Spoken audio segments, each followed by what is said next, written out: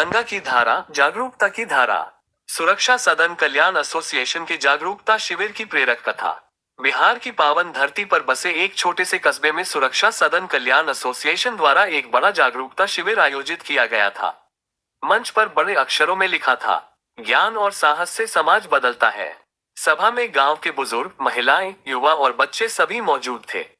लोगों को प्रेरित करने के लिए संस्था के एक सदस्य ने गंगा धारावाहिक से प्रेरित एक कहानी सुनानी शुरू की।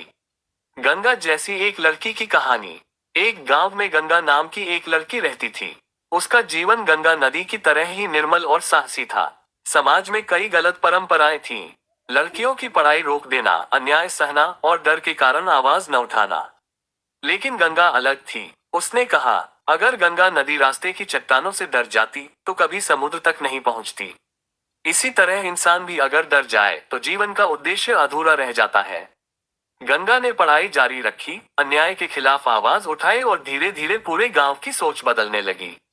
पहले जो लोग कहते थे, लड़कियां घर तक ही ठीक हैं, वही लोग बाद में कहने लगे, लड़कियां समाज की शक्ति हैं।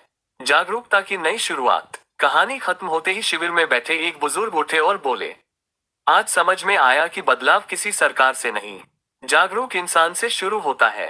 तभी सुरक्षा सदन कल्याण एसोसिएशन के अध्यक्ष ने कहा, हमारा संगठन भी समाज में उसी गंगा की तरह एक धारा बनना चाहता है, जो अज्ञान, भय और अन्याय की गंदगी को साफ कर दे।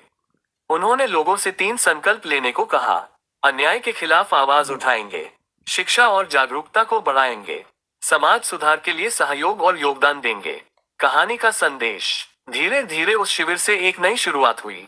लोगों ने मिलकर शिक्षा, जागरूकता और सहयोग का अभियान शुरू किया, क्योंकि उन्होंने समझ लिया था, गंगा नदी केवल पानी नहीं बहाती, वह संदेश भी देती है। साफ रहो, आगे बढ़ो और सबको जीवन दो।